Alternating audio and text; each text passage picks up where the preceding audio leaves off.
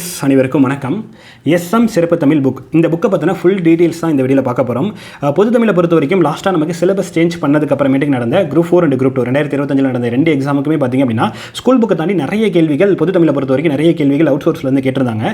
School புக்கில் கிட்டத்தட்ட வந்து நமக்கு ஒரு டேரெக்டாக வந்த கேள்விகள் அப்படின்னு பார்க்கும்போது ஒரு 60 கேள்விகள் தான் டேரெக்டாக வந்துருந்துச்சு. ஒரு 10 to 15 கேள்விகள் பார்த்திங்க அப்படின்னா நம்மளால் ஓரளவுக்கு அந்த கான்செப்ட் தெரிஞ்சுன்னா ஓரளவுக்கு அடிக்கலாம் அப்படிங்கிற மாதிரி மேக்ஸிமம் ஒரு 70 to 75 கொஷின் போட்டாலே பெரிய விஷயம் அப்படிங்கிற மாதிரி தான் நிறைய பேருக்கு இருந்திருக்கும். ஸோ அதுக்கான காரணம் நிறைய கொஷின் நமக்கு வந்து சாலிடாக ஒரு 30லேருந்து 40 கேள்விகள் பார்த்தீங்கன்னா அவுட் சோர்ஸ்லேருந்து போயிருந்துச்சு. மினிமம் ஒரு 30 கொஷின் ஆச்சு நம்ம சாலிடாக அவுட் சோர்ஸ் படித்தா தான் போட முடியும் அப்படிங்கிற மாதிரியான சுச்சுவேஷன் இருந்துச்சு. அப்போ இந்த அவுட் சோர்ஸ்க்கு என்ன படிக்கிறது அப்படிங்கிறது பார்க்கும்போது ஸோ அந்த கேள்விகள் எங்கிருந்தெல்லாம் கேட்டிருக்காங்க அப்படின்னு தேடி பார்க்கும்போது வந்து ஒரு 20லேருந்து 30 புத்தகங்களை நிறைய பேர் ரெஃபர் பண்ணியிருப்பாங்க. ஸோ நம்மளும் அதை தான் சொல்லியிருந்தோம். இப்போ இந்த புத்தகங்களை தேடி தேடி படிக்கிறதுல நிறைய சிரமங்கள் இருக்குது. ஸோ அந்த சிரமங்களை குறைப்பதற்கு அந்த புக் எல்லாத்தையும் கம்பைல் பண்ணி ஒரே ஒரு ஆர்டரில் அதில் வந்து பார்த்திங்க அப்படின்னா அதெல்லாம் பழங்காலத்து புத்தகங்களாக இருக்கும். 1960 புக்கு, 50 புக்கு, அதுக்கு முன்னாடி இருந்த புக்கு, அந்த மாதிரிலாம் நிறைய இருக்கும். ஏன்னா அதோடைய எழுத்தே பார்த்திங்க அப்படின்னா பழைய ஃபாண்ட்டில் அந்த மாதிரிலாம் உங்களுக்கு வந்துருக்கும். ஸோ அதில் நம்ம தேடி தேடியும் படிக்கிற மாதிரி இருக்கும். ஒவ்வொரு டாப்பிக்கும் பார்த்திங்கன்னா நமக்கு தேவையான இன்ஃபர்மேஷன் கொஞ்சம் கொஞ்சம் அங்கங்கே இருக்கும். சதையும் நம்ம தேடி தேடி படிக்கிற மாதிரி இருக்கும். ஸோ அந்த சிரமத்தை குறைப்பதற்காக உருவாக்கப்பட்ட புக்கு தான் இந்த ஒரு புக்கு. ஸோ உங்களுக்கு ஸ்டூடெண்ட்ஸ் ஆகிய உங்களுக்கு இருக்கக்கூடிய சிரமங்கள், உங்களுடைய தேவை, நீங்கள் எங்கள்கிட்ட சொன்ன விஷயங்கள் எல்லாத்துக்குமான ஒரு சொல்யூஷனாக இந்த புக்கை நம்ம வந்து ரெடி பண்ணியிருக்கோம். ஸோ இந்த புக்கை பொறுத்த வரைக்கும் ஃபஸ்ட்டு வந்து ஒரு கிளாரிஃபை பண்ணிக்கிறேன். ஸோ இதுக்கு முன்னாடி நம்ம வந்து எஸ்எம் தமிழ் அப்படின்னு ஒரு புக்கை ரெடி பண்ணியிருந்தோம். ஸோ அந்த புக்கு என்ன அப்படின்னா எஸ்எம் தமிழ் அப்படின்னு ஒரு புக் ரெடி பண்ணியிருந்தோம் இல்லையா. ஸோ அந்த புக் வந்து என்னன்னா ஸ்கூல் புக்கோடைய கம்பேரிசனாக உங்களுக்கு இருக்கும். இந்த புதிய இருக்கக்கூடிய சிலபஸ்க்கு ஸ்கூல் புக்கில் 6லேருந்து 12 வரைக்கும் new book, old book, 2005 edition book and school book தாண்டி சில இன்ஃபர்மேஷன் மேலும் அறிந்து கொள்ளும் நம்ம ஆட் பண்ணியிருக்கோம். இல்லாத டாப்பிக்கு காமனான டாபிக்ஸ்க்கு நம்ம ஆட் பண்ணியிருப்போம். ஸோ அந்த மாதிரியான ஒரு ஒரு ஒரு பேஸ்மெண்ட் ஒரு சோர்ஸாக வந்து அந்த புக் அப்படிங்கிறது இருக்கும். ஸோ நம்ம அந்த புக்லேயுமே நம்ம வந்து ப்ரூஃப் அப்படிங்கிறது நம்ம கொடுத்துருப்போம். ஒரு 70லேருந்து 75 கேள்விகள் வந்து மினிமம் வந்து அடிச்சிட முடியும் அப்படிங்கிற மாதிரி 75 to 80 கேள்விகளே கூட அடிக்க முடியும் அப்படிங்கிறதுக்கான ப்ரூஃப் அப்படிங்கிறது நம்ம கொடுத்துருவோம். ஸ்கூல் புக்கில் இருந்து எல்லாத்தையும் கம்பைல் பண்ணியிருப்போம். அது எல்லாமே சில சோர்சஸ் வந்து கொடுத்துருப்போம். அதுலேருந்து ஒரு 5 கேள்விகள் எக்ஸ்ட்ரா ஸ்கூல் புக்கில் படித்ததை தாண்டியும் எக்ஸ்ட்ரா அடிச்சிட முடியும் அப்படிங்கிற மாதிரி நம்ம வந்து கொடுத்துருப்போம். சரிங்களா. ஸோ இப்போ இது வந்து பார்த்தீங்கன்னா பியூராக வந்து பார்த்தீங்கன்னா அவுட் சோர்ஸ் ஸ்கூல் புக்கு தாண்டி வரக்கூடிய கேள்விகள் இருக்கு இல்லையா, அந்த கேள்விகளை அடிக்கிறதுக்கு அந்தந்த சோர்சஸ் இருக்கு இல்லையா, அதில் கம்பைல் பண்ணப்பட்ட ஒரு புக்கு தான். ஏன்னா அதில் ஆல்ரெடி ஒரு 600 பேஜஸ்க்கு எஸ்எம் தமிழில் நம்ம கண்டென்ட்லாம் ஆட் பண்ணிட்டோம். சரிங்களா. ஸோ அந்த கண்டென்ட்டை தூக்கி இங்கேயும் வைக்க முடியாது. ஏன்னா அதில் அதான் வந்து பேசிக்கான கண்டென்ட்.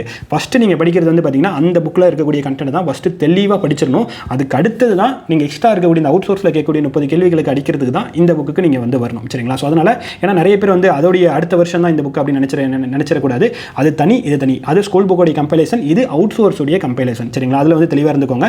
அண்ட் வந்து மெயினாக இந்த புக் எப்படி ரெடி பண்ணியிருக்கோம் அப்படிங்கிறத நான் சொல்லிடுறேன். ஸோ லாஸ்ட்டாக நடந்த 2 எக்ஸாம் குரூப் 4 அண்ட் குரூப் 2 இந்த கொஸ்டின் அப்புறம் ஃபுல்லாக அனலைஸ் பண்ணியிருப்போம். ஸோ ஒவ்வொரு கேள்விகளும் ஒவ்வொரு டாபிக் வைஸாக பார்த்திங்க அப்படின்னா ஃபார் எக்ஸாம்பிளுக்கு இப்போ பிரித்தெழுதுக சேர்த்தெழுதுக டாபிக் இருக்குன்னா இந்த டாப்பிக்கில் இருந்து எவ்வளோ கேள்விகள் வந்திருக்கு, குரூப் 2 எவ்வளோ வந்திருக்கு, குரூப் 4 எவ்வளோ வந்திருக்கு, அப்போ ஆவரேஜாக எவ்வளோ கொஸ்டின் கேட்குறாங்க, அப்போ அதோட இம்பார்ட்டன்ஸ் என்ன, அப்போ அந்த கேள்விகளுக்கு ஸ்கூல் புக்கில் இருந்து எந்த அளவுக்கு கண்டென்ட் கவர் ஆகுது, ஸ்கூல் புக்கை தாண்டி எந்த சோர்சஸ் வந்து ரெஃபர் பண்ண வேண்டியது இருக்குது, அதில் படிச்சிருந்தா கவர் பண்ணியிருக்கலாமா, அடிச்சிட முடியுமா அப்படிங்கிற மாதிரி ஒவ்வொரு விஷயங்களுமே கவர் பண்ணி நம்ம இந்த புக்கை வந்து நம்ம வந்து ரெடி பண்ணியிருக்கோம். அண்ட் அதே மாதிரி 2 விஷயங்களாக நம்ம வந்து டாபிக்ஸ் வந்து பிரிக்கலாம். ஸோ ஒன்று வந்து பார்த்திங்கன்னா கான்செப்ட் ஓரியன்டானது, இன்னொன்று வந்து பார்த்திங்கன்னா எக்ஸாம்பிள்ஸ் ஓரியன்டானது. ஸோ இப்போ கான்செப்ட்னு பார்த்தீங்கன்னா இந்த பிரித்தெழுதுக சேர்த்தெழுதுக சந்திப்பிழை, அதே மாதிரி தான் உங்களுக்கு பிழை திருத்துகவாக இருக்கலாம், அதே மாதிரி நிறுத்தல் குறிகள், இந்த மாதிரியான தலைப்புகள்லாம் பார்த்தீங்க அப்படின்னா கான்செப்ட் ஓரியன்டாக இருக்கும். ஸோ அதில் அந்த கான்செப்ட் தெரிஞ்சிச்சுன்னா நம்மளால் எப்படி எந்த எக்ஸாம்பிள் மாற்றி கொடுத்தாலும் நம்மளால் அடிச்சிட முடியும் அப்படிங்கிற மாதிரி இருக்கும். மீதி நிறைய டாபிக்ஸ் வந்து பார்த்தீங்கன்னா எக்ஸாம்பிள்ஸ் ஓரியன்டாக இருக்கும். இப்போ குறில் நெடிலாக இருக்கலாம், லகர வேறுபாடாக இருக்கலாம், இல்லை வந்து நமக்கு வந்து எதிர்ச்சொல்லாக இருக்கலாம், ஓரெழுத்து ஒரு மொழியாக இருக்கலாம். இதெல்லாமே பார்த்தீங்கன்னா எக்ஸாம்பிள்ஸ் ஓரியன்டானது. ஸோ அந்த வார்த்தைக்கு அந்த மீனிங் நமக்கு தெரிஞ்சிச்சுன்னா நம்மளால் அடிக்க முடியும், இல்லைன்னா அடிக்க முடியாது அப்படிங்கிற மாதிரி. ஸோ இப்போ கான்செப்ட் ஓரியன்டாக இருக்கிறதுக்குலாம் எந்த கான்செப்ட்டும் மிஸ் ஆகிடக்கூடாதுங்கிறனால நிறைய புக்ஸை ரெஃபர் பண்ணி எல்லா கான்செப்டையும் ஆர்கனைஸ் பண்ணி நீட்டாக ஒரு ஆர்டராக அது படிக்கிறதுக்கு இலகுவாக இருக்கிற மாதிரி ஆர்கனைஸ் பண்ணியிருக்கோம். ஸோ எக்ஸாம்பிள்ஸ் ஓரியன்டான இருக்கிறதுக்கு பார்த்திங்க அப்படின்னா ஸோ ஒரு சில டாபிக்ஸ் வந்து பார்த்திங்கன்னா எண்ணிலடங்காக இருக்கும், நிறைய இருக்கும், எக்கச்சக்கமாக இருக்கும். ஸோ அதில் எந்த அளவுக்கு கவர் பண்ணலாம். ஒரு சிலது பார்த்திங்கன்னா அதுக்கான கண்டென்ட் சோர்ஸே கிடைக்காது. இப்போ ஓரெழுத்து ஒரு மொழிக்கு பார்த்திங்கன்னா அந்தளவுக்கு சோர்ஸில் லிமிட்டடாக இருக்கிறதே பார்த்தீங்கன்னா ஒரு 2-3 பேஜ் அளவுக்கு தான் கண்டென்ட் இருக்கும். ஆனால் அதை படிச்சா நம்மளால் ஷூராக ஆன்சர் பண்ணிட முடியும் அப்படிங்கிற மாதிரி இருக்கும். அப்போ அதில் ஒவ்வொரு வார்த்தையும் மிஸ் பண்ணாமல் நம்ம வந்து ஆட் பண்ணணும். அதே மாதிரி தான் வந்து இந்த ஊர் பேர்களின் மருவாக இருக்கலாம். அதே மாதிரி நமக்கு வந்துட்டு ஒரு ஸோ ஓரெழுத்து ஒரு மொழியாக இருக்கலாம், அதே மாதிரி மரபு தமிழில் வரக்கூடிய வார்த்தைகளாக இருக்கலாம், ஒரு பொருட் பன்மொழியாக இருக்கலாம். இதெல்லாமே சோர்சஸ் வந்து ரொம்ப கம்மியாக இருக்கும். அப்போ அதில் இருக்கக்கூடிய ஒவ்வொரு வார்த்தையும் மிஸ் பண்ணாமல் எங்கெங்கே கிடைக்குமோ எல்லா சோர்ஸையும் ரெஃபர் பண்ணி ஆர்கனைஸ் பண்ணி நம்ம என்ன பண்ணியிருக்கோம் அப்படின்னா ஆட் பண்ணி வச்சுருக்கோம். சரிங்களா. ஸோ அதே மாதிரி பார்த்தீங்கன்னா ஒரு சில டாபிக்ஸ் பார்த்தீங்கன்னா நிறைய டாபிக்ஸோடைய கம்பேர் ஆன மாதிரி இருக்கும். இப்போ நகர வேறுபாடு நகர வேறுபாடு பார்த்தீங்கன்னா டேரெக்டாக நமக்கு இந்த மயங்கொலி சொல் அப்படிங்கிற இந்த ஒரு டாப்பிக்கில் மட்டும் நம்ம யூஸ் ஆகாமல் பல்வேறு டாபிக்ஸ்க்கு நமக்கு யூஸ் ஆகும். ஏன் லாஸ்ட்டாக நமக்கு குறில் நெடில் வேறுபாடு இருக்கு இல்லையா? ஸோ இதுலையும் பார்த்தீங்கன்னா இந்த டாப்பிக்கை படிச்சிருந்தாலே அந்த குறில் நெடில் வேறுபாடில் வரக்கூடிய இதை வந்து அடிச்சிருக்கலாம் அப்படிங்கிற மாதிரி இருந்துச்சு. அதே மாதிரி சொல்லும் பொருளும் டாபிக் இருக்கு இல்லையா? ஸோ அந்த டாப்பிக்கும் இதை நம்ம படிச்சிருந்தாலே அடிக்க முடியும் அப்படிங்கிற மாதிரி இருக்கும். அப்போ நம்ம நார்மலாக அதுக்கான கண்டென்ட் வந்து அதிகமாக இருந்தாலும் இதில் கேட்கக்கூடிய 2 கேள்வி 3 கேள்விக்கு மட்டும் இல்லாமல் சொல்லும் பொருளுக்கும் யூஸ் ஆகுது, குறில் நெடில் வேறுபாடுக்கும் யூஸ் ஆகுது. அப்படிங்கிறப்ப அந்த அளவுக்கு டீப்பாக எதுவும் மிஸ் ஆகாமல் நம்ம அதை கவர் பண்ண வேண்டியது இருக்குது. அந்த மாதிரி ஓவராலாக எந்த மாதிரி நம்ம வந்து ஒவ்வொரு டாப்பிக்கும் கவர் பண்ணியிருக்கணுமோ அந்த மாதிரி ஸ்மார்ட்டாக ஒரு ஆஸ்பிரண்ட் பெஸ்ட்டாக இருந்து ஒவ்வொரு சோர்ஸையும் கவர் பண்ணாங்கன்னா எந்த மாதிரி கவர் பண்ணியிருப்பாங்களோ அந்த மாதிரி தான் இந்த ஒரு புக்கை நம்ம வந்து ரெடி பண்ணியிருக்கோம். அதே மாதிரி இந்த புக்கை நீங்கள் இப்போ வந்து ப்ரீ புக்கிங் அப்படிங்கிறது பண்ணிக்கலாம். இப்போ நம்ம இந்த புக்கோடைய கண்டென்ட் வந்து நம்ம வந்து பிரிண்டிங் அப்படிங்கிறது கொடுத்துருக்கோம் சரிங்களா? இந்த புக்கை நீங்கள் இப்போ ப்ரீ புக்கிங் அப்படிங்கிறது பண்ணிக்கலாம். ஸோ இப்போ இதோடைய ப்ரைஸ் வந்து எவ்வளோ அப்படின்னா 600 rupees. ஸோ இதோடைய பேஜஸ் பார்த்தீங்கன்னா கிட்டத்தட்ட வந்து ஒரு 700 பேஜஸ் கிட்டே இருந்துச்சு. ஸோ இந்த புக் வந்து பார்த்தீங்கன்னா இப்போ நீங்கள் பார்க்கும்போது என்ன மாதிரியான ஒரு வியூவில் இருக்கோ இதே மாதிரி டபுள் கலரில் உங்களுக்கு வந்து இருக்கும். காரணம் வந்து என்னன்னா அவுட் சோர்ஸ் அப்படின்னாலே ஒரு மாதிரி ட்ரையாக படிக்க முடியாமல் கஷ்டப்பட்டு இருக்கிறதா பார்க்க முடியுது. அதுக்கு பதிலாக ஒரு கலர்ஃபுல்லாக நீட்டாக தெளிவாக வந்து கொடுக்கும்போது வந்து படிக்கிறதுக்கு ரொம்ப ஈஸியாக இருக்கும். அப்படிங்கிறனால டபுள் கலரில் நல்ல பேப்பர் குவாலிட்டியில் நல்லா தெளிவாக தான் உங்களுக்கு வந்து இந்த புக் அப்படிங்கிறது நல்ல குவாலிட்டியில் தான் ரெடி பண்ணி தரப்போகிறோம். ஸோ அதுக்கான மேக்கிங் சார்ஜ் அப்படிங்கிறது பயங்கரமாக இருக்கும் சரிங்களா? பட் இருந்தாலும் இந்த ப்ரீ புக்கிங்கில் நிறைய பேர் நம்ம ஃபாலோவர்ஸ் வந்து தொடர்ந்து ஃபஸ்ட்டே வந்து ப்ரீ புக்கிங் பண்ணி வாங்கிடுவாங்க. அப்படிங்கிறனால அவங்களுக்கு ஒரு ஆஃபர் கொடுக்கணுங்கிறனால 600 rupeesக்கு நம்ம இந்த புக் வந்துட்டு எனக்கு கிட்டத்தட்ட 700 பேஜஸ்க்கு டபுள் கலரில் கொடுக்க போகிறோம். அப்படிங்கிறதுனால 600 பேஜஸ்க்கு நம்ம வந்து ப்ரீ புக்கிங் பண்ணுறவங்களுக்கு மட்டும் இந்த ஒரு ஆஃபர் அப்படிங்கிறது கொடுக்குறோம். கட்டாயமாக இந்த அமௌண்ட் அப்படிங்கிறது ப்ரீ புக்கிங்க்கு அப்புறமேட்டுக்கு 650 700 இன்க்ரீஸ் ஆகும் சரிங்களா? அதுவும் மைண்டில் வச்சுக்கோங்க. ஓகே, ஸோ இந்த புக்கை நீங்கள் இப்போ ப்ரீ புக்கிங் பண்ணிக்கலாம். புக் எப்போ கிடைக்கும் அப்படின்னா வந்துட்டு மினிமம் ஒரு 15 days ஆச்சு ஆகும். ஏன்னா இது டபுள் கலரில் இருக்குது. ஆனால் 2 தடவை வந்து பிரிண்டிங் அப்படிங்கிறது முடிச்சு அதுக்கப்புறம் தான் நமக்கு அனுப்புவாங்க. அதனால் மினிமம் ஒரு 15 days ஆச்சு ஆகும். அதனால் அந்த 15 days வெயிட் பண்ண முடியும் அப்படின்னா மட்டும் இந்த புக்கை வந்து ப்ரீ புக்கிங் பண்ணிடுங்க. அண்டு மேக்ஸிமம் வந்து இந்த மந்த்துக்குள்ளே உங்கள் கையில் வந்து கிடைச்சிரும் சரிங்களா? 15 to இந்த மந்த் அப்படிக்குள்ளே வந்து உங்களுக்கு இந்த புக் அப்படிங்கிறது கையில் கிடைச்சிரும் சரிங்களா? அண்ட் அதே மாதிரி இந்த புக்கை பற்றின எல்லா அப்டேட்ஸ் இதுக்கு அடுத்தது இந்த புக்கில் ஏதாவது எக்ஸ்ட்ரா இன்ஃபர்மேஷன் ஏதாவது ஆட் பண்ணுறோம், இல்லை ஏதாவது சின்ன கரெக்ஷன்ஸ் இருக்குது, எந்த விஷயங்களாக இருந்தாலும் நம்ம டெலிகிராம் குரூப்பில் அப்டேட் பண்ணிடுவோம். ஸோ இந்த புக்கை நீங்கள் வாங்குறீங்க அப்படின்னா மறக்காம அந்த டெலிகிராம் குரூப்லையும் ஜாயின் ஆயிருங்க. ஸோ இந்த புக்கை எப்படி ஆர்டர் பண்ணணும் அப்படின்னா இல்லை ப்ரீ புக்கிங் ஆர்டர் எல்லாமே வந்து எப்படி பண்ணணும் அப்படின்னா டிஸ்கிரிப்ஷனில் ஒரு வெப்சைட்க்கான லிங்க் இருக்குது. ஸோ டேரெக்டாக அந்த வெப்சைட்டில் போயிட்டு இந்த புக்கை நீங்கள் கிளிக் பண்ணி பை நவ் கொடுத்து நீங்கள் ஆர்டர் அப்படிங்கிறது பண்ணிடலாம். ஆர்டர் பண்ணி முடிச்சோடனே அந்த ஆர்டர் பண்ண ஸ்க்ரீன்ஷாட் உங்களுக்கு மெயிலுக்கும் வந்திருக்கும். அல்லது பேமெண்ட் பண்ண அந்த ஸ்க்ரீன்ஷாட்டை வந்து நம்மளுடைய அகாடமி நம்பர் இருக்கு இல்லையா?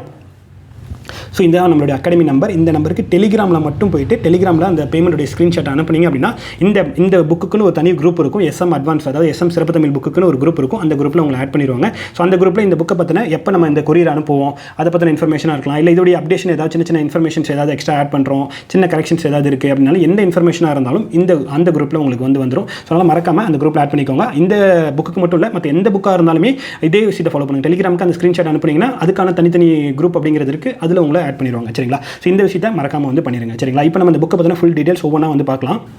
ஸோ ஆல்ரெடி சொன்ன மாதிரி குரூப் 4 அண்ட் குரூப் 2 லாஸ்ட் அந்த குரூப் 4 அண்ட் குரூப் 2 அந்த question paper full and full analyse பண்ணி தான் இந்த புக் அப்படிங்கிறது நம்ம ரெடி பண்ணியிருக்கோம். ஸோ அந்த புக்கு வந்து கொஸ்டின் கேட்ட சோர்ஸஸில் மட்டும் தான் கொஸ்டின்ஸ் நெக்ஸ்ட் டைம் வரும் அப்படிங்கிறது நம்மளால் எப்படி சொல்ல முடியும்? அதை தாண்டி கூட போகலாம் இல்லை அப்படிங்கிற மாதிரி நிறைய பேருக்கு இருக்கும். ஸோ இந்த தடவை இந்த சோர்ஸஸில் இந்த 2 எக்ஸாம்லேருந்து பார்த்தீங்கன்னா ஒரு 20க்கு மேற்பட்ட புக்ஸில் வந்து கொஸ்டின்ஸ் அப்படிங்கிறது வந்திருக்கு. ஸோ இது இல்லாமல் இதையும் நம்ம ஃபுல்லாக எல்லாமே கவர் பண்ணியிருக்கோம். இது இல்லாமல் என்னென்ன சோர்ஸஸ்லாம் இருக்கோ அதெல்லாமே தேடி கிட்டத்தட்ட ஒரு 50க்கு மேற்பட்ட நிறைய புக்ஸ் நிறைய விஷயங்களை வந்து ரெஃபர் பண்ணி அது எல்லாத்தையுமே கம்பைல் பண்ணி தான் இந்த ஒரு புக் அப்படிங்கிறது ரெடி பண்ணியிருக்கோம். கம்பைல் பண்ணினா ஜஸ்ட் அப்படியே காப்பி பேஸ்ட் பண்ண மாதிரி இல்லை, எல்லாத்தையுமே என்ன பண்ணால் ஆர்கனைஸ் பண்ணியிருக்கோம். ரிப்பீட் ஆகிற நிறைய பார்த்தீங்கன்னா ஒரு புக்கில் வந்து பார்த்தீங்கன்னா இன்னொரு புக்கில் பார்த்தீங்கன்னா 90% 80% ரிப்பீட் ஆயிரும். 1-2 இன்ஃபர்மேஷன் தான் எக்ஸ்ட்ரா இருக்கும். அந்த 1-2 இன்ஃபர்மேஷன் மிஸ் பண்ணாமல் கம்பைல் பண்ணி தான் ஒவ்வொரு டாப்பிக்கும் வந்து தெளிவாக ஆட் பண்ணியிருக்கோம். ஸோ மெயினாக வந்து பார்த்தீங்கன்னா இந்த புக்கில் வந்துட்டு உங்களுக்கு கலைச்சொல்லும் ஆட் ஆகி தான் இருக்கும். இந்த புக்கு கிட்டத்தட்ட வந்து ஒரு 700 பேஜஸ் கிட்ட உங்களுக்கு வந்து பேஜஸ் அப்படிங்கிறது இருக்கும். அதில் வந்து ஒரு 120 பேஜஸ் பார்த்திங்க அப்படின்னா கலைச்சொல் தான் இருக்கும். கலைச்சொல் பார்த்திங்க அப்படின்னா கிட்டத்தட்ட நமக்கு ஒரு 10 கேள்விகள் கலைச்சொல் கேட்குறாங்க. அந்த 10 கேள்வியில் பார்த்தீங்கன்னா லாஸ்ட் குரூப் 4 பார்த்தீங்கன்னா 9 கேள்வி அவுட் சோர்ஸில் தான் கேட்டாங்க. ஒரே ஒரு கேள்வி தான் ஸ்கூல் புக்லேருந்து கேட்டாங்க. 9 கேள்வி அவுட் சோர்ஸில் கேட்டாங்க. ஸோ அப்போ அந்த கலைச்சொல்லை நம்ம ஸ்கிப் பண்ணிடவே முடியாது. கலைச்சொல்லை பொறுத்த வரைக்கும் தமிழில் வந்துட்டு கிட்டத்தட்ட ஒரு 3 லட்சம் 4 லட்சம் 5 லட்சம் கலைச்சொல்களுக்கு மேலே இருக்குது. கலைச்சொல் பேரகராதி அப்படிங்கிற மாதிரி ஒவ்வொரு சப்ஜெக்ட்டுக்கும் தனித்தனி வால்யூம் கூட ரிலீஸ் பண்ணுறாங்க. ஸோ அதில் எல்லாமே இருக்கும் கட்டாயமாக. ஏன்னா அது டிக்ஷனரிஸ். ஸோ அதை வந்து ஒரு மனிதரால் கட்டாயமாக படிக்க முடியாது. ஏன்னா அதில் டோட்டலாக பார்த்தீங்க அப்படின்னா ஒரு 3 லட்சம் 4 லட்சம் கலைச்சொல்லுக்கு மேலே போகும். ஸோ அதை நம்மளால் ப்ராக்டிக்கலி படிக்க முடியாது. ஸோ அதுக்கு அல்டர்னேட்டிவ் என்ன? அதுக்காக நம்மளால் படிக்காமல் போக முடியாது இல்லையா? ஏன்னா 10 கேள்விகள் கேட்குறாங்க இல்லையா? ஸோ அதுக்கான அல்டர்னேட்டிவ் பார்த்தீங்க அப்படின்னா ஆட்சிச்சொல் அகராதி அப்படின்னு ஒரு புக் இருக்குது. ஸோ அந்த புக்கில் இருந்து பார்த்தீங்கன்னா லாஸ்ட்டாக வந்து கிட்டத்தட்ட ஒரு பாதிக்கு மேலே கொஸ்டின்ஸ் அப்படிங்கிற மாதிரி கேட்டிருந்தாங்க. அது இல்லாமல் வந்து கலைச்சொல் வேட்டை அப்படிங்கிற மாதிரி கவர்மெண்ட்டில் வெளியிடுற ஒரு சோர்ஸஸ் அப்படிங்கிறது இருக்குது. அதுலேயும் ஒரு 2 கேள்வி அப்படிங்கிற மாதிரி கேட்டிருந்தாங்க. அப்போ அந்த சோர்ஸை மிஸ் பண்ணாமல் நம்ம என்ன பண்ணியிருக்கோம் அப்படின்னா அதில் ஆட் பண்ணியிருக்கோம் சரிங்களா? ஆட்சிச்சொல் அகராதி அப்படிங்கிற சோர்ஸ் பார்த்தீங்கன்னா கிட்டத்தட்ட அதுவே 1000 பேஜஸ்க்கு மேலே இருக்கும். அதுவே கிட்டத்தட்ட வந்துட்டு எனக்கு தெரிஞ்சு ஒரு 40,000 சொற்களுக்கு மேலே இருக்கும். ஸோ அப்போ அதில் நமக்கு இதெல்லாம் சிலபஸில் கவர் ஆகுது அப்படிங்கிற மாதிரி நமக்கு சிலபஸில் என்ன கொடுத்துருக்காங்க, அறிவியல் கொடுத்துருப்பாங்க, கல்வி கொடுத்துருப்பாங்க, மருத்துவம், நிர்வாகம், அதே மாதிரி வந்து நமக்கு சட்டம், புவியியல் இதெல்லாம் தான் நம்ம சிலபஸில் கொடுத்துருப்பாங்க. ஸோ அந்த தலைப்புகள்லாம் தலைப்பு வைஸாக நம்ம ஆட் பண்ணியிருக்கோம். அதில் வந்து A to Z மாதிரி ஆட் பண்ணியிருப்பாங்க. நம்ம அந்த மாதிரி இல்லாமல் ஒவ்வொரு தலைப்பு வைஸாக பிரித்து ஆட் பண்ணியிருக்கோம். ஸோ பிரித்து இருக்கும்போது என்ன அப்படின்னா படிக்கிறதுக்கு ரொம்ப இலகுவாக இருக்கும். ஸோ இந்த தலைப்புகளாக மட்டும் இல்லை, இப்போ புவியியல்னு வச்சுக்கோங்களேன், புவியியலுக்குள்ள அந்த வானிலை, காலநிலை இந்த மாதிரி விஷயங்களாக இருக்கலாம். அதே மாதிரி வந்துட்டு நமக்கு இது இல்லாமல் வந்து நமக்கு சுற்றுச்சூழல் சம்மந்த மாதிரி இருக்கலாம். இந்த மாதிரி ஒவ்வொரு அதுக்குள்ளே சின்ன சின்ன மைனூட்டாக வந்து என்ன பண்ணியிருக்கோம்னா பிரிச்சிருக்கோம். ஸோ அதனால் படிக்கிறதுக்கு கொஞ்சம் எளிமையாக இருக்கும். ஸோ அந்த மாதிரி தான் பண்ணியிருக்கோம். அண்ட் அது இல்லாமல் இந்த வாழ்வியல், கலை, விளையாட்டு, போக்குவரத்து, கணக்கியல், நீதித்துறை, வணிகவியல் இதெல்லாம் சிலபஸில் இல்லை. பட் ஆனால் இதிலிருந்தும் கொஸ்டின்ஸ் அப்படிங்கிறது வந்திருக்கு. லாஸ்ட் குரூப் 4 இருக்கலாம், குரூப் 2 இருக்கலாம், எடுத்து பாருங்கள். ஸோ அதில் அந்த கலைச்சொல்ல கேட்ட கேள்விகள் பார்த்தீங்கன்னா இந்த சிலபஸில் இருந்து மட்டும் இல்லாமல் இதுலேயும் இருந்து கேட்டிருக்காங்க. இந்த மாதிரி எக்ஸ்ட்ரா இருக்கக்கூடிய தலைப்புகள் இருந்தும் கேட்டிருக்காங்க. அதனால் என்ன பண்ணியிருக்கோம் அப்படின்னா இந்த மாதிரி எக்ஸ்ட்ரா தலைப்புகளும் நம்ம என்ன பண்ணி இந்த மிஸ்லினியஸுங்கிற இருக்கிற தலைப்பு இருக்குது, இதுலேருந்து கொஸ்டின் வந்திருக்கு. அதே மாதிரி ஃபினான்ஸ்லேருந்து கொஸ்டின்ஸ் வந்திருக்கு. ஸோ இந்த காமர்ஸ் இருக்குல்ல, காமர்ஸ்லேருந்து கொஸ்டின்ஸ் வந்திருக்கு. ஸோ அதனால் வந்துட்டு இந்த தலைப்புகளும் மிஸ் பண்ணாமல் என்ன பண்ணியிருக்கோம் அப்படின்னா இதில் ஆட் பண்ணி வச்சிருக்கோம். அது இல்லாமல் கலைச்சொல் வேட்டையும் வந்து இப்போ வரைக்கும் கரண்ட்லி 222 கலைச்சொல் வேட்டை வந்திருக்கு. ஸோ அது எல்லாமே டோட்டலாக என்ன பண்ணியிருக்கோம் அப்படின்னா கரெக்டாக ப்ராப்பராக ஆர்கனைஸ் பண்ணி வச்சிருக்கோம். சரிங்களா? ஸோ அடுத்த ஒரு முக்கியமான விஷயம் என்ன அப்படின்னா வந்துட்டு இதில் நம்ம இலக்கியம் உரைநடையை ஆட் பண்ணலை. ஏன்னா இலக்கியம் உரைநடையை பொறுத்த வரைக்கும் டோட்டலாக 15 கேள்விகள். ஸோ அந்த 15 கேள்விகளுமே டிஎன்பிஎஸ்சி வந்து என்ன மென்ஷன் பண்ணியிருக்காங்க அப்படின்னா 10ஆம் வகுப்பு வரை இருக்கக்கூடிய பள்ளி புத்தகத்தை பேஸ் பண்ணி தான் நாங்கள் கேள்விகள் கேட்போம்னு மென்ஷன் பண்ணியிருந்தாங்க.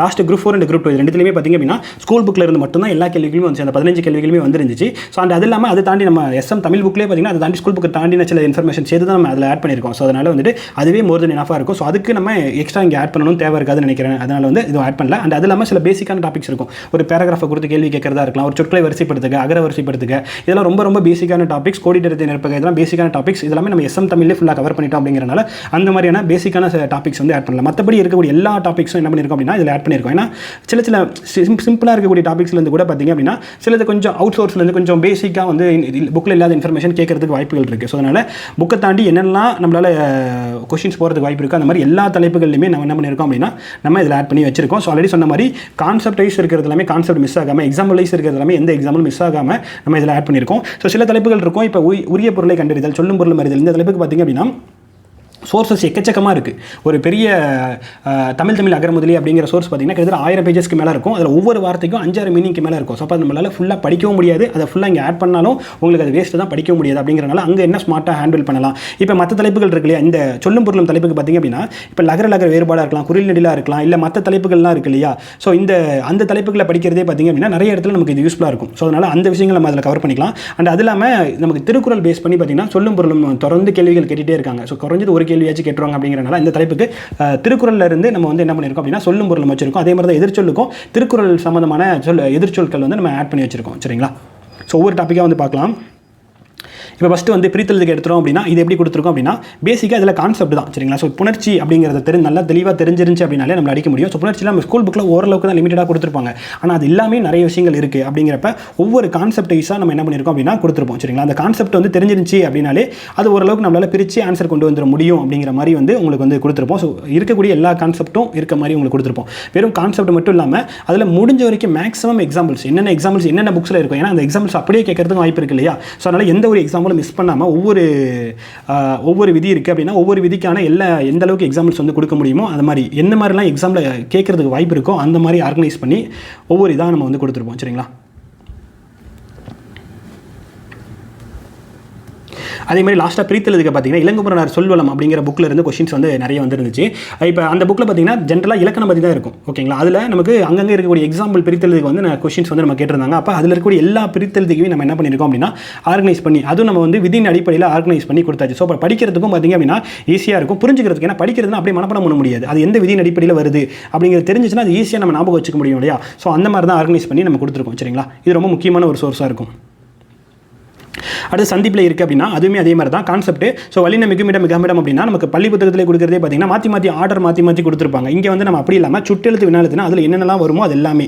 ஸோ அதே மாதிரி வேற்றுமை இருக்குது அப்படின்னா வேற்றுமை உறுப்பு சம்மந்தமாக இருந்தால் வேற்றுமை உறுப்பு சம்மந்தமாக இருக்கிறது எல்லாமே ஆர்டரா 2ஆம் வேற்றுமை 3ஆம் வேற்றுமை 4ஆம் வேற்றுமை 5ஆம் வேற்றுமை அப்படிங்கிற மாதிரி எந்த ஒரு ஆர்டரில் உங்களுக்கு இருக்கும். அதே மாதிரி எச்சங்கள் அப்படின்னா அது சம்மந்தமான விஷயங்கள் எல்லாமே ஒரு ஆர்டராக இருக்கும் உங்களுக்கு. ஆனால் அதே மாதிரி இடைச்சொற்கள் உரிச்சொற்கள் இது மட்டும் தனியாக. ஸோ இதனால் என்னென்னா நம்மளால் புரிஞ்சிக்க முடியும், ஈஸியாக ஆர்கனைஸ் பண்ணி நம்மளால் மைண்டில் வந்து ஸ்டோர் பண்ணிக்கிறதுக்கோ அண்டர்ஸ்டாண்ட் பண்ணிக்கிறதுக்கோ. அதே மாதிரி என்ன பேர்கள் சம்மந்தமாக வருது அப்படின்னா அதெல்லாமே உங்களுக்கு ஒரு ஆர்டராக இருக்கும்.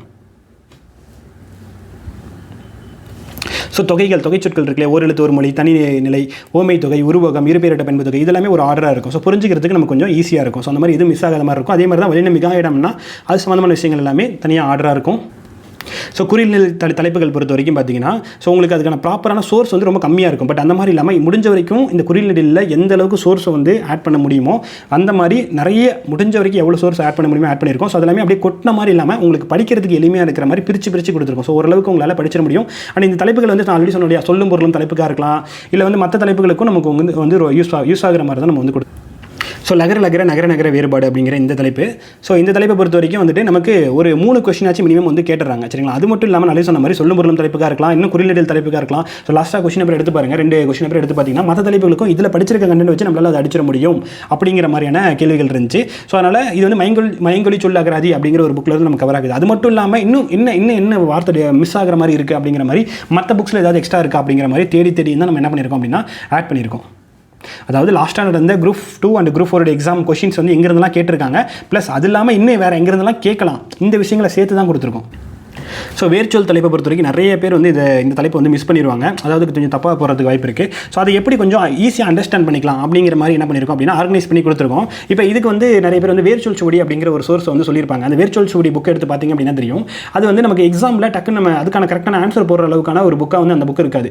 அது வந்து எப்படி இருக்குன்னா அந்த ஒவ்வொரு சொல்லும் எந்தெந்த வார்த்தையிலேருந்து உங்களுக்கு வந்திருக்கும், சில இதுதான் வந்து கரெக்டாக அதுக்கான வேர்ச்சொலுக்கு டேரெக்டாக கரெக்டாக இருக்கும்.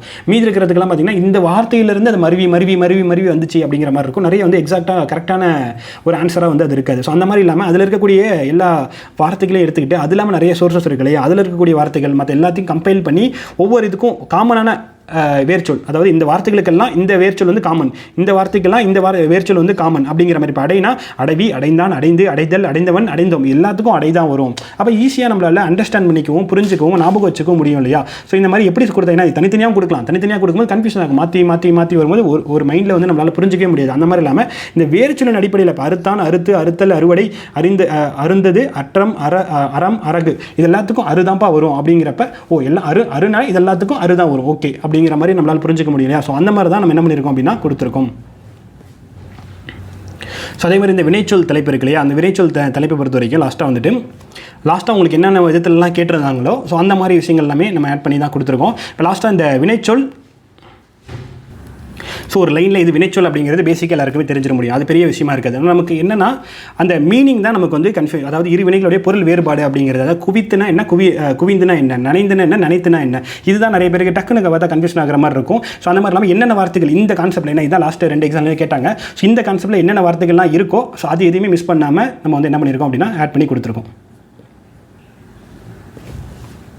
ஸோ அது வந்து இப்போ லைன் அடிப்படையிலும் சரி, இல்லை மீனிங் அடிப்படையிலும் சரி. ஸோ அதே மாதிரி எதிர்ச்சொல் பொறுத்த வரைக்கும் ரொம்ப கம்மியாக தான் இருக்கும். ஸோ மெயினாக நமக்கு இலக்கியங்கள் அடிப்படையில் தான் வந்து நமக்கு வந்து எதிர்ச்சொல் அப்படிங்கிறது கேட்பாங்க. ஸோ அந்த விஷயங்கள் அந்த காமனாக வரக்கூடிய எதிர்ச்சொல், அதே மாதிரி ஆண்பால் பெண்பால் சம்மந்தமான எதிர்ச்சொல் வந்து நமக்கு வந்து கேட்பாங்க. ஸோ அந்த விஷயங்கள் அதே மாதிரி திருக்குறள் அடிப்படையில் நமக்கு வந்து நிறைய பார்த்தீங்கன்னா திருக்குறளுக்கும் சொல்லும் பொருளுக்கும் நமக்கு வந்து சொல்லும் பொருளுக்கும் எதிர்ச்சொல்லுக்கும் திருக்குறள் அடிப்படையில் அதிகமாக வந்து கொஸ்டின்ஸ் எல்லா இதுலையுமே ஒன்றாச்சு கேட்டுருவாங்க. ஸோ அதனால் திருக்குறள் அடிப்படையில் இருக்கக்கூடிய எல்லா எதிர்ச்சொல்லும் கொடுத்துருக்கோம். அதே மாதிரி அங்கேயுமே சொல்லும் பொருளையுமே திருக்குறள் அடிப்படையில் நம்ம என்ன பண்ணியிருப்போம்னா ஆட் பண்ணியிருப்போம். அண்ட் அதே மாதிரி ஓரெழுத்து ஒரு மொழியும் பொறுத்த வரைக்கும் ஏன்னா இதெல்லாம் வந்து ரொம்ப கம்மியான கண்டென்ட் தான் இருக்கும். ஆனால் இது எப்படியாவது நம்ம ஞாபகம் வச்சுட்டோம் அப்படின்னா குறைஞ்சது 1 or 2 கொஸ்டின் வந்து நம்மளால் அடிக்க முடியும். ஸோ அப்போ அதுக்கு எந்த அளவுக்கு மிஸ் பண்ணாமல் நம்மளால் கொடுக்க முடியும் அப்படிங்கிற மாதிரி வந்து நம்ம கொடுத்துருப்போம். ஃபஸ்ட்டு வந்துட்டு அந்த ஓரெழுத்து ஒரு மொழி 42 இதுதான் நம்ம மெயினாக ஃபஸ்ட்டு ஞாபகம் வச்சுக்கணும். இதுக்கு அடுத்து இருக்கக்கூடிய எல்லாமே ஆர்கனைஸ் பண்ணி கொடுத்துருக்கோம். அதே மாதிரி ஓரெழுத்து ஒரு மொழி சம்மந்தமான கான்செப்ட், இந்த கான்செப்ட் தான் நமக்கு லாஸ்ட்டாக கேட்டிருந்தாங்க. ஸோ ஓரெழுத்து ஒரு மொழி வந்துட்டு என்னென்ன புக்கில் எவ்வளோ இருக்குது, டோட்டலாக எவ்வளோ இருக்குது, இந்த மாதிரி கேட்டிருந்தாங்க. இந்த மாதிரி ஒவ்வொரு டாப்பிக்லேயும் பார்த்தீங்கன்னா இந்த மாதிரி கான்செப்ட் கேட்குறாங்க. நம்ம என்ன நினைப்போம், ஓரெழுத்து ஒரு மொழியில் இந்த வார்த்தைக்கு என்ன மீனிங் அப்படி தான் கேட்பாங்கன்னு நினைப்போம். ஆனால் அது சம்மந்தமான கான்செப்ட் ஒரு பேராகிராஃப் மாதிரி ஒரு லைன் மாதிரி கொடுத்து கூட நம்ம கேட்குறாங்க. அப்போ அந்த கான்செப்டாக என்னென்ன புக்கில் என்னென்ன விஷயங்கள் இன்ஃபர்மேஷன் இருக்கோ அதையும் நம்ம முடிஞ்ச வரைக்கும் நன்னூலில் என்ன வருது, தொல்காப்பியத்தில் என்ன வருது, குறியீடில் பாகுபாடு அடிப்படையில் நன்னூலில் என்ன கொடுத்துருக்காங்க. அண்ட் அதே மாதிரி தான் இப்போ ஆங்கில சொல்லுக்கு நேரான பிறமொழி சொல் டாபிக் இருக்கு இல்லையா, அதுலேயுமே பார்த்தீங்கன்னா திவான் பகதூர் அந்த பவானந்தம் பிள்ளை அவருடைய புத்தகத்தில் வந்து என்னென்ன இது எப்படி கொடுத்துருக்காங்க அப்படிங்கிறது. ஏன்னா அது பிறமொழி சொல்லுக்கான முக்கியமான ஒரு புக் அந்த புக்கு. அப்போ மொத்தமாக எத்தனை வேர்ட்ஸ் வந்து ஒவ்வொரு இதுக்கும் அவர் கொடுத்துருக்காரு அப்படிங்கிறது அந்த புக்கோடைய ஃபஸ்ட் பேஜ்லேயே அவங்களுக்கு கொடுத்துருப்பாங்க. ஸோ அதனால் அது கொஸ்டினாகவும் கேட்டிருந்தாங்க. அந்த மாதிரி எதுவுமே மிஸ் ஆகாத மாதிரி தான் கொடுத்துருக்கோம். ஸோ ஆல்ரெடி சொன்ன மாதிரி இந்த உரிய பொருளை கண்டறிதல் அப்படிங்கிறது ஒரு எண்ணற்றது, கிட்டத்தட்ட ஒரு 1000-2000 பேஜஸ்க்கு மேலே நம்ம அது படித்தாலும் ஃபுல்லாக நம்மளால் அடிக்க முடியுமா அப்படிங்கிறது தெரியாது. ஸோ அதுக்கு என்ன ஸ்மார்ட்டாக பண்ணலாம் அப்படிங்கிற மாதிரி. ஸோ இது நம்ம இந்த டாப்பிக் பொறுத்த வரைக்கும் மற்ற தலைப்புகள்லேயும் நம்ம ஓரளவுக்கு நம்ம வந்து இதை கவர் பண்ணுவோம். அண்ட் அது இல்லாமல் பார்த்தீங்கன்னா திருக்குறள் அடிப்படையில் இருக்கக்கூடிய சொல்லும் பொருளும் நம்ம என்ன பண்ணுறோம் அப்படின்னா ஸோ இதெல்லாம் மென்ஷன் பண்ணி கொடுத்துருக்கோம். ஏன்னா இதுவே நிறைய இருக்கும். இதில் வந்து பார்த்திங்கன்னா ஒவ்வொரு அதிகாரமாக கொடுத்துருக்கோம். ஒவ்வொரு அதிகாரத்துலையும் இதெல்லாம் டிஃப்ரெண்ட்டாக இருக்கும். அந்த வார்த்தைகள் தான் நம்ம கேட்பாங்க. ஸோ முக்கியமான வார்த்தைகள் அப்படிங்கிற மாதிரி ஒவ்வொரு அதிகாரத்துக்கும் டோட்டலாக 1133 அதிகாரத்துக்குமே நம்ம என்ன பண்ணியிருக்கோம் அப்படின்னா ஆட் பண்ணி கொடுத்துருக்கோம். சரிங்களா? எல்லா வார்த்தையும் கொடுக்கல, இதெல்லாம் டிஃப்ரெண்ட்டாக நம்ம கொஷின் கேட்க, ஏன்னா காமனாக சில நிறைய வார்த்தைகள் இருக்கும், ஏன்னா டிஃப்ரெண்ட்டாக கேட்பாங்களோ அது மட்டும் கொடுத்துருப்போம். அதே மாதிரி பொருள் தரும் ஒரு பொருள் தரும் பல சொற்கள், ஒரு சொல்லுக்கு என்ன தமிழ் சொல், வேறொரு சொல், இது ரெண்டுமே பார்த்தீங்கன்னா கிட்டத்தட்ட ஒரே தலைப்பு தான். ஸோ அந்த மாதிரியான தலைப்புகளுக்கு என்ன மாதிரி காமனாக இந்த டாப்பிக்கை பொறுத்த வரைக்கும் என்னென்ன விதத்துலலாம் அந்த இது வரும் அப்படிங்கிற மாதிரி, ஏன்னா கான்செப்டாகவும் புரிஞ்சுக்கணும். அப்போ புரிஞ்சால் தான் நமக்கு புரியும் இல்லையா? ஸோ கான்செப்டாகவும் கொடுத்துட்டு அதுக்கப்புறமேட்டுக்கு வரிசையாக ஒரு சொல்லுக்கான பல்வேறு பொருட்கள் என்னென்னலாம் வரும் அப்படிங்கிற மாதிரி முடிஞ்ச வரைக்கும் என்னெல்லாம் இன்ஃபர்மேஷன்ஸ் இருக்கோ எல்லாத்தையுமே கவர் பண்ணி கொடுத்துருப்போம். அடுத்து பொருந்தாச்சொல். ஸோ பொருந்தாச்சொல் பொறுத்த வரைக்கும் வந்துட்டு இவ்வளோ தான் இருக்குது அப்படின்னு நம்ம சொல்ல முடியாது. காமனாக இது வந்து எப்படி கேட்குறாங்க அப்படின்னா, சொல்லும் பொருளும் தலைப்பு இருக்குல்ல, சொல்லும் பொருளுமோ அல்லது நானா வேறுபாடோ இல்லை குறியீடிலோ இந்த மாதிரி நம்ம அதில் படிக்கிற அந்த மீனிங், ஒரு சொல்லுடைய மீனிங் இருக்கு இல்லையா, மீனிங் நமக்கு தெரிஞ்சாலே அடிக்க முடியும் அப்படிங்கிற மாதிரி தான் நமக்கு இந்த பொருந்தாச்சொல் வந்து லாஸ்ட் 2 எக்ஸாம்லேயும் கேட்குறாங்க. இது இல்லாமல் எப்படிலாம் கேட்பாங்க, இலக்கியத்தின் அடிப்படையில், ஆசிரியர்களுடைய அடிப்படையில், இந்த மாதிரி வந்து என்னென்ன விதத்தெல்லாம் கேட்பாங்களோ அந்த மாதிரி வந்து காமனாக ஒரு பொருள் பன்மொழி சொல் வகையின் அடிப்படையில், அதே மாதிரி தொகை சொற்களினுடைய அடிப்படையில், ஸோ அதே மாதிரி மெயினாக வந்து இலக்கண அடிப்படையில் கேட்குறாங்க. சரிங்களா? ஸோ மெயினாக இலக்கண குறிப்பு இருக்கு இல்லையா, இலக்கண குறிப்பின் அடிப்படையில் மெயினாக வந்து கேட்குறாங்க. இலக்கண குறிப்பே லாஸ்ட் எக்ஸாமில் இலக்கண குறிப்பு சிலபஸில் இல்லை, பட் ஆனால் கேட்குறாங்க பொருந்தாச்சொல் பேஸ் பண்ணியோ இல்லை காமனாவோ கேட்குறாங்க. அப்படிங்கிறனால ஸோ இலக்கண குறிப்பில் என்னென்ன இதெல்லாம் இருக்கோ, ஏன்னா புதுசாக படிக்கிறவங்களுக்கு இதெல்லாம் தெரியாமல் இருக்கும். பண்பு தொகை என்ன, முற்றச்சம்னா என்ன, வினையச்சம்னா என்ன, ஓமை தொகை, இரட்டை கிளவி, அடுக்கு தொடர், இந்த மாதிரி என்னென்ன தலைப்புகள் இருக்கோ அது கொடுத்து அதில் மேக்ஸிமம் எவ்வளோ எக்ஸாம்பிள்ஸ் கொடுக்க முடியுமோ வேற்றுமை தொகை எல்லாத்துக்குமே நம்ம வந்து கொடுத்துருக்கோம். ஸோ ஒரு பொருட் பன்மொழி பொறுத்த வரைக்கும் ரொம்ப ரொம்ப கம்மியான எக்ஸாம்பிள்ஸ் தான் இருக்கும். ஆனால் அது இல்லாமல் நிறைய எக்ஸாம்பிள்ஸ் இருக்குது. ஸோ இது மாதிரி எதுவுமே மிஸ் ஆகக்கூடாது. இதெல்லாம் தேடி நம்ம என்ன பண்ணியிருக்கோம்னா இது பண்ணியிருப்போம். சரிங்களா? இப்போ கண்டு, தரிசித்து, அச்சம், பயம், உற்றார் உறவினர், இதெல்லாம் காமனாக இருந்தது தான். பட் ஆனால் அற்று, அழிந்து, மாபெரும், முற்றும், முழுவதும், இதெல்லாம் கொஞ்சம் டிஃப்ரெண்ட்டாக இருக்க மாதிரி இருக்கும். சரிங்களா? ஸோ அந்த மாதிரி என்னென்ன வார்த்தைகள்லாம் டிஃப்ரெண்ட்டாக இருக்கோ எல்லாத்தையுமே தேடி ஆட் பண்ணியிருப்போம். அண்ட் இரு பொருள் குறிக்கும் சொற்கள், ஒரு சொல்லுக்கு வந்து 2 பொருள் இருக்கும் இல்லையா, ஸோ அந்த இது. ஸோ அடுத்து பேச்சு வழக்கு எழுத்து வழக்கு, இது வந்து வலுவு சொற்கள் அப்படிங்கிற மாதிரி நம்ம வந்து சொல்லலாம். ஸோ இந்த பேச்சு வழக்கு எழுத்து வழக்கு அப்படின்னா அதே மாதிரி நான் ஒரு டாப்பிக்கும் பார்த்திங்க அப்படின்னா இந்த தமிழ் விர்ச்சுவல் அகாடமின்னு வெப்சைட் இருக்குல்ல, Tamil virtual academy, Tamil view அப்படின்னு டிவியூ அப்படின்ற மாதிரி இருக்கும், தமிழ் விர்ச்சுவல் அகாடமி. ஸோ அந்த வெப்சைட்டில் பார்த்திங்கன்னா ஒவ்வொரு தலைப்புக்கும் பார்த்திங்கன்னா கான்செப்ட் அங்கே பேஜாகவே வந்து கண்டென்ட் வந்து கொடுத்துருக்காங்க. ஸோ அந்த கண்டென்ட்லேருந்து ஒரு சில கேள்விகள் வந்து எக்ஸாம்ஸ்க்கு அப்படியே கூட நமக்கு வந்திருக்கு. அந்த இளஞ்சிங்கிற வார்த்தைக்கான போர்ச்சுகீஸ் சொல் அப்படிங்கிறது இருக்கு இல்லையா, ஸோ அதெல்லாம் பார்த்திங்கன்னா அந்த வெப்சைட்டில் அந்த பேஜில் வந்து இருக்கிற கண்டென்ட் தான். ஸோ அந்த மாதிரியான கண்டென்ட்டும் எதுவும் மிஸ் ஆகாமல் நம்ம என்ன பண்ணியிருக்கோம், அங்கங்கே நம்ம என்ன பண்ணியிருக்கோம், ஆட் பண்ணியிருக்கோம்.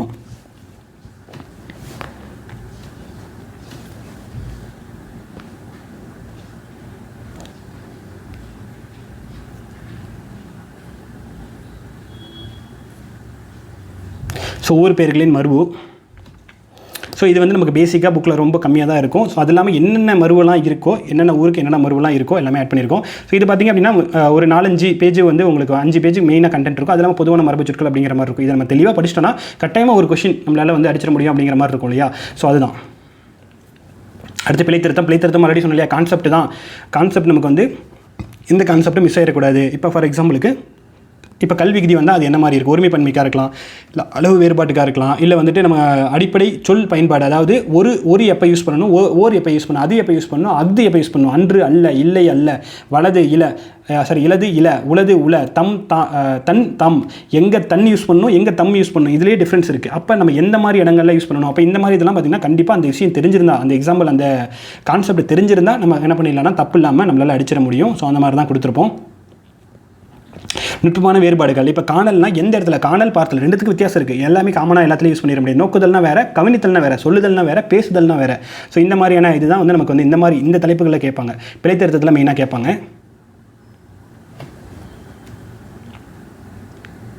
ஸோ பிழைத்திருத்தம் இதுக்கு பார்த்திங்கன்னா வந்து நம்ம அந்த மீனிங் எக்ஸாக்ட் எது பிழை எது பேச்சு வழக்கு, அதுக்கான கரெக்டான எழுத்து வழக்கு என்ன அப்படிங்கிறது நமக்கு தெரியணும். ஸோ லாஸ்ட்டாக அந்த வேர்க்குரு அந்த இதெல்லாம் வந்து அப்படி தான் கேட்டிருந்தாங்க. ஸோ அதனால் எந்த ஒரு வார்த்தையும் மிஸ் ஆகாத மாதிரி இதில் கொடுத்துருப்போம்.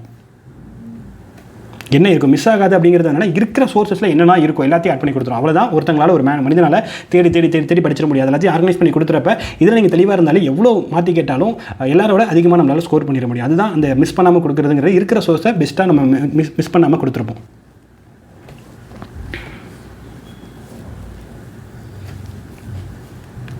ஸோ இது வந்து பல பொருள் தரும் சொற்கள் அப்படிங்கிற மாதிரி ஒரு சொல் வந்து பார்த்திங்கன்னா பல பொருள் தரக்கூடியதாக இருக்கும். ஸோ இதுவுமே பார்த்திங்கன்னா கான்செப்ட் அடிப்படையிலேயே நன்னூலில் வந்து கடிங்கிற வார்த்தை வந்து 13 சொற்கள் வந்து மென்ஷன் பண்ணியிருப்பாங்க அப்படிங்கிற விஷயங்களாக இருக்கலாம். அண்ட் இது வந்து இதிலே வந்து பல பொருள் ஒரு சொல்லுடைய வகைகள், அது வந்து வகைகள் ஒவ்வொன்றுத்துக்கும் வித்தியாசங்கள் அப்படிங்கிறது இருக்குது, அந்த விஷயங்களாக இருக்கலாம்.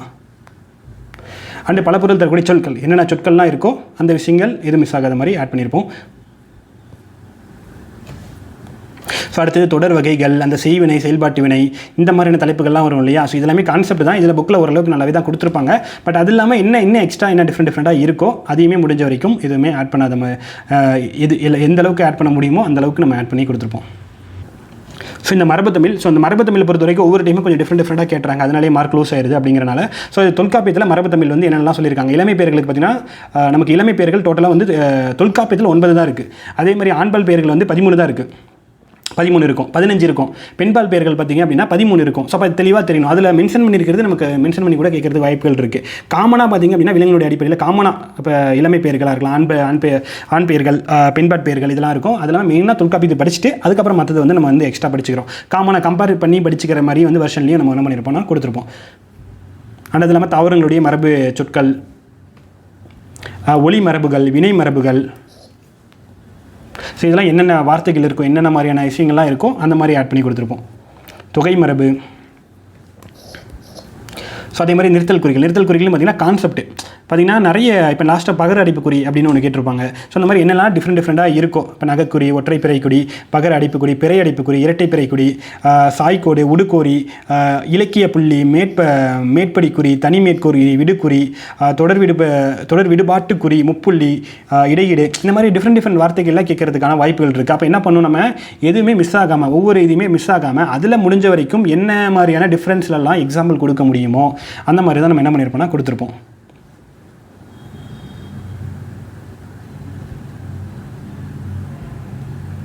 இப்போ உடுக்குறினா இந்த உடுக்குறி எங்கெங்கெல்லாம் யூஸ் பண்ணுவோம், நட்சத்திரக்குறி அப்படின்னு சொல்லுவாங்க. ஸோ அது உடுக்குறி நட்சத்திரக்குறின்னு சொல்லுவாங்க, கூரைக்குறி அப்படின்னு சொல்லுவாங்க. அப்போ இது எங்கே யூஸ் பண்ணுவோம், இது எங்கே யூஸ் பண்ணுவோம், அதுக்கான எக்ஸாம்பிள் அது முதல்ல அண்டர்ஸ்டாண்ட் பண்ணுறோம். அதுக்கான விட்டு எக்ஸாம்பிளோட நம்ம என்ன பண்ணுவோம், உண்மைக்குறினா என்ன, புள்ளி, ஸோ இது எங்கெங்கெல்லாம் நம்ம இந்த மாதிரி யூஸ் பண்ணுவோம்.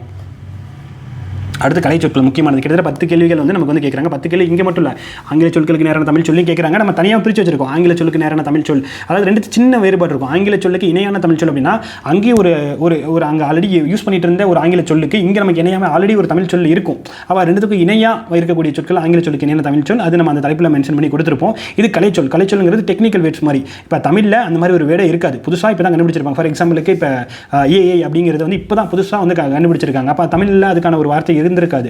அப்போ புதுசாக அதுக்கு நம்ம இது பண்ணுறோம். சரிங்களா. அந்த மாதிரி தான் நிறைய வார்த்தைகளுக்கு புதுசாக டெக்னிக்கலாக இருக்கக்கூடிய scientific words, technical words, geography சம்மந்தமான வேர்ட்ஸு, மருத்துவம் சம்மந்தமான வேர்ட்ஸு, ஸோ எல்லாத்துக்குமே நமக்கு கண்டுபிடிக்கிற நம்மளாக உருவாக்குற வார்த்தைகள் தான் கலைச்சொற்கள். ஸோ அந்த மாதிரி இருக்கக்கூடிய சொற்கள் தான் வந்து நம்ம தெரிஞ்சுக்க வேண்டியதாக இருக்கும்.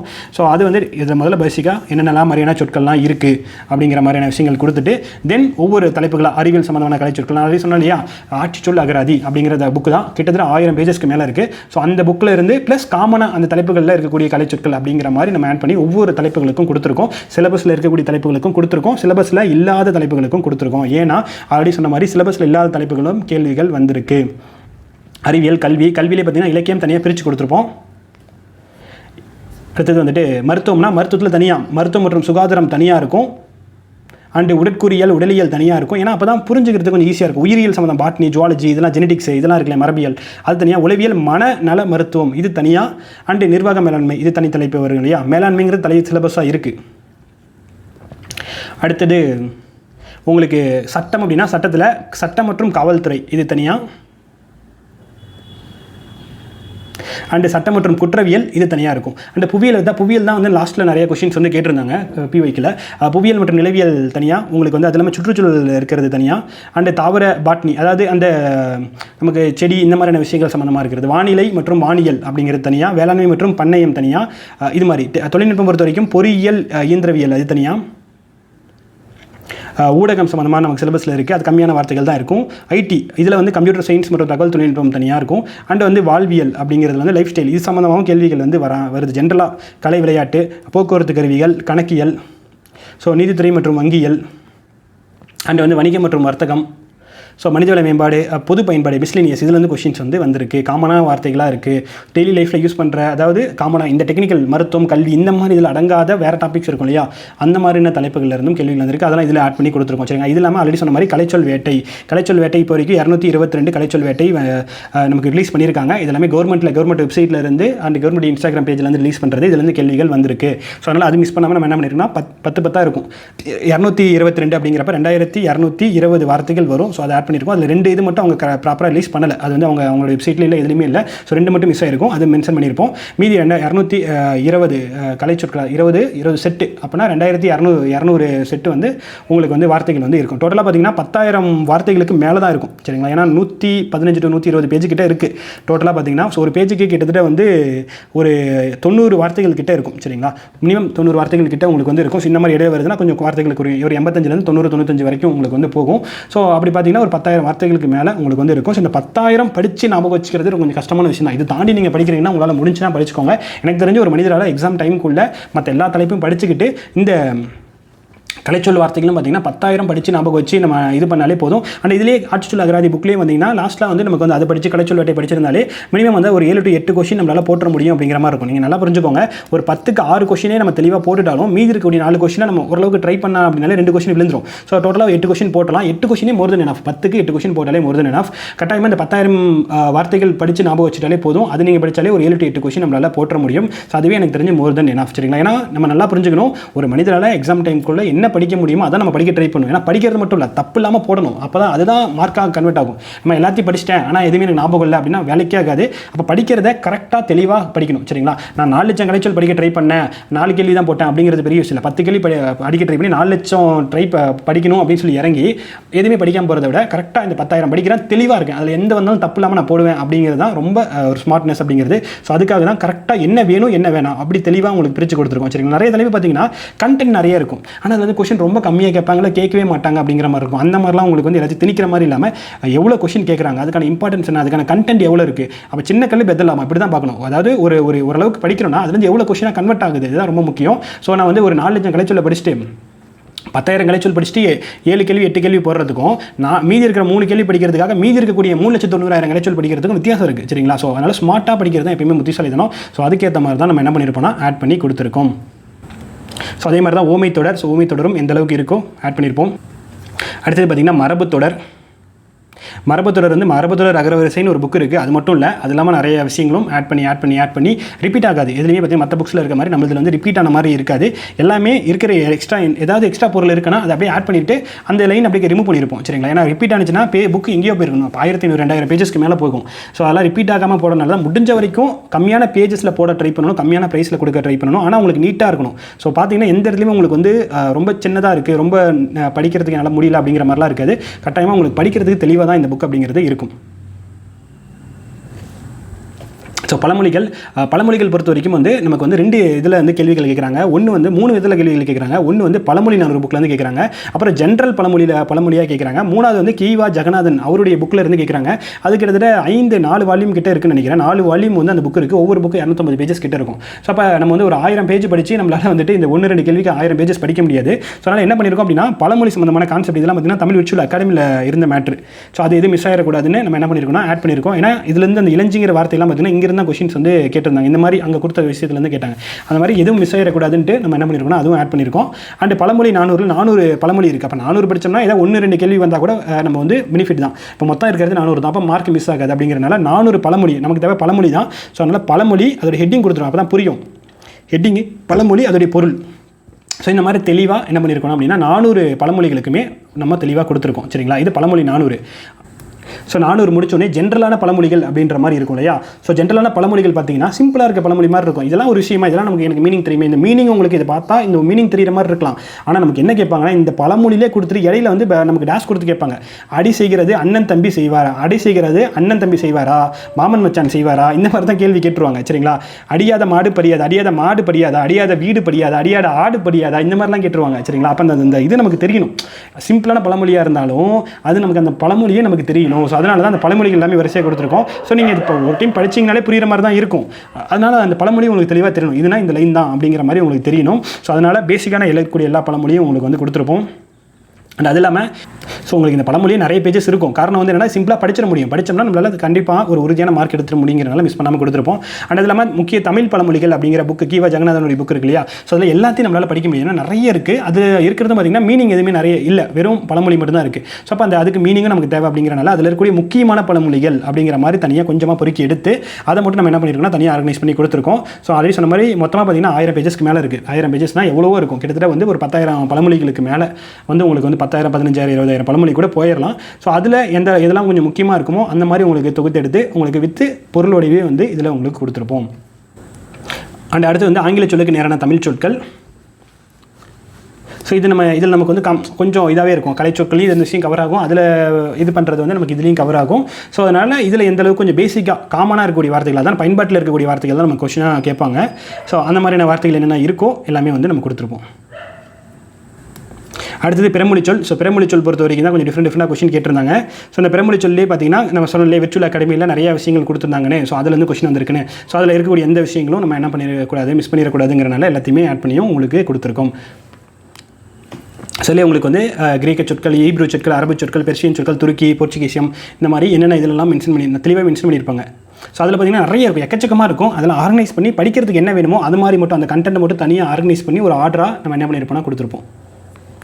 ஸோ அதே மாதிரி காமனாக இருக்கக்கூடிய உருது சொற்கள். ஸோ ஏன்னா நமக்கு கொஸ்டின் எப்படி கேட்குறாங்கன்னா இந்த சொல்லுக்கான மீனிங் என்ன அப்படின்னு கேட்குறதில்ல, தமிழ் சொல் என்னன்னு கேட்குறதில்ல. நமக்கு என்னன்னா இந்த சொல்லை கொடுத்துட்டு இப்போ ஃபார் எக்ஸாம்பிளுக்கு வந்து அங்குஸ்தான் அப்படிங்கிறது என்ன மொழி சொல், உருது சொல்லா, போர்ச்சுகீஸ் சொல்லா, இதுதான் கொஸ்டினாக கேட்பாங்க. அச்சா இல்லை அசல் பிரதிங்கிறது என்ன, இல்லை வந்து அம்பாரிங்கிறது என்ன, அமுல் அப்படிங்கிறது என்ன அமீர் அப்படிங்கிறது என்ன, இந்த மாதிரி இந்த வார்த்தை எந்த மொழி சொல் அப்படின்னு தான் கேட்பாங்க. அதனால தான் என்ன பண்ணிட்டோம் அப்படின்னா இந்த மொழி அப்படிங்கிறத மேலே கொடுத்துட்டு அதில் வரக்கூடிய எல்லா சொல்லும் கீழே கொடுத்துரும். அப்போ இந்த வார்த்தைகள்லாம் வந்தாலே இந்த உருது தான் அப்படிங்கிறது நம்மளால் ஞாபகம் வச்சுக்க முடியும். இந்துஸ்தானினா இந்த வார்த்தைகள் எல்லாமே இந்துஸ்தானி. ஸோ அந்த மாதிரி தான் ஒவ்வொரு போர்ச்சுகீஸையும், பிராகிருதம், ஹிந்தி, இந்த மாதிரி எதுவுமே மிஸ் ஆகாத மாதிரி கொடுத்துருப்போம். அண்ட் அது இல்லாமல் நான் சொன்னேன் இல்லையா, திவான் பகதூர் சா பவானந்தம் பிள்ளை, இந்த புக்கில் இருக்கக்கூடிய இந்த கண்டென்ட் தான் லாஸ்ட்டாக கொஸ்டினாக கேட்டாங்க. இந்த புக்குடைய ஸ்டார்டிங்லேயே என்னென்ன மொழிகளில் எவ்வளோ சொற்கள் வந்து இதில் மென்ஷன் பண்ணியிருக்காங்க, இதுதான் இந்த நம்பர் தான் கேட்டாங்க. ஸோ அந்த புக்கே அப்படியே தெளிவாக எடுத்து கொடுத்துருக்கோம். ஏன்னா இது வந்து இது கேட்டிருக்காங்கன்னா மீதி இருக்கக்கூடிய வார்த்தைகள் நெக்ஸ்ட் டைம் கேட்கறதுக்கு நிறைய வாய்ப்புகள் இருக்குங்கிறனால அதை தனியாக பிரிச்சு, ஏன்னா ஒட்டுக்க குழப்பிட்டோம்னா தனி இம்பார்ட்டன்ஸ் தெரியாது அப்படிங்கிறனால தனியாக பிரித்து கொடுத்துருக்கோம். ஸோ அதுலேயும் வந்து உருது சொற்கள் 411 இருக்கும். ஸோ அதில் இருக்கக்கூடிய எல்லா சொற்கள், அதே மாதிரி போர்ச்சுகீசி சொற்கள், இந்த மாதிரி அதில் இருக்கக்கூடிய தனித்தனியாக இருக்கக்கூடிய இது வந்து அந்த புக்கில் தனியாக தெளிவாக மென்ஷன் பண்ணியிருக்காங்க. ஸோ அந்த விஷயங்கள் மட்டும். அண்ட் அதே மாதிரி நிறைய பேர் வந்துட்டு எனக்கு என்னென்ன சோர்ஸ்லேருந்து எடுத்தீங்க அப்படிங்கிறத மென்ஷன் பண்ணுங்க அப்படின்னு சொல்லியிருந்தீங்க. ஸோ என்னென்ன சோர்ஸ்லேருந்து எடுத்தோங்கிறது எல்லா இடத்துலையும் மென்ஷன் பண்ண முடியாது. ஏன்னா சில புக்ஸ் வந்து காப்பிரைட்டட் புக்ஸாக இருக்கும். ஸோ அதனால் அது கரெக்டாகவும் இருக்காது. ஸோ அதனால் வந்துட்டு நம்ம எந்தெந்த புக்ஸ் அப்படிங்கிறது மென்ஷன் பண்ணல. நான் இன்னொரு வீடியோவில் என்னென்ன புக்ஸ்லாம் படிக்கணும் அப்படிங்கிற மாதிரி வீடியோ போடுறேன். அதாவது அவுட் சோர்ஸில் என்னென்ன புக்லாம் படிக்கணுங்கிற மாதிரி வீடியோ போடுறேன். அந்த புக் எல்லாமே நம்ம இதில் ஆட் பண்ணியிருப்போம். சரிங்களா, அதை வச்சு நீங்கள் அண்டர்ஸ்டாண்ட் பண்ணிக்கலாம். ஸோ சமஸ்கிருத சொற்கள் வந்து பார்த்திங்கன்னா நிறைய இருக்கும். இது காமனாக எக்கச்சக்கமாக இருக்குது. ஆனால் சமஸ்கிருத சொற்கள் பார்த்திங்கன்னா பிறமொழி சொல்லில் இருந்து இது வரைக்கும் லாஸ்ட் நடந்த 2 எக்ஸாம்லேயும் பார்த்திங்கன்னா ஒரு சொல் கூட சமஸ்கிருத சொல் கேட்கல. ஆனால் சமஸ்கிருத சொல் வடச்சொல் தான் ரொம்ப அதிகமாக இருக்குது. ஸோ நீங்கள் படிக்கிறதே வந்து எப்படி படிக்கிறீங்கன்னா மற்ற சொல் படிச்சிருங்க, படிச்சுட்டு மீதி வந்துச்சுன்னா அது வடச்சொல் அப்படிங்கிற மாதிரி மைண்டில் வச்சுக்கோங்க. ஸோ வடச்சொல் வந்து வரவே இல்லை. சரி, அதனால் ஸ்கிப் பண்ணிடக்கூடாதுங்கிறனால அதில் முக்கியமான வடச்சொல்லாம் என்னென்ன இருக்கோ எல்லாத்தையுமே நம்ம ஆட் பண்ணி தான் கொடுத்துருக்கோம். பட் ஆனால் எக்கச்சக்கமாக கொடுக்குதுன்னா அதுவே 200 பேஜஸ்க்கு மேலே போகும், அவ்வளோ இருக்குது. பட் ஆனால் அதில் என்ன முக்கியமாக இருக்கோ அந்த மாதிரி நம்ம கொடுத்துருக்கோம். ஆனால் நான் ஞாபகம் வச்சுக்கோங்க, மற்ற எல்லா மொழி சொல்லும் ஞாபகம் வச்சுக்கோங்க, படிச்சுக்கோங்க. மீதி வர்றது வடச்சொல் அப்படிங்கிற மாதிரி நீங்கள் புரிஞ்சுக்கிட்டீங்கன்னா ஈஸியாக நீங்கள் அடிச்சிடலாம். அடுத்து லாஸ்ட்டில் வந்து குரூப் 4 அண்ட் குரூப் 2 உடைய கொஸ்டின் பேர் முந்தைய வினாக்கள். ஃபஸ்ட்டு வந்து குரூப் 4 அண்ட் வந்து அடுத்தது வந்து குரூப் 2 இது ரெண்டுமே கொடுத்துருக்கோம். அண்ட் ஃபைனல் ஆன்சருக்கு இப்படி தான் கொடுத்துருப்பாங்க. ஃபைனல் ஆன்சர் கீழே C and D answer mark பண்ணியிருப்பாங்க இல்லையா.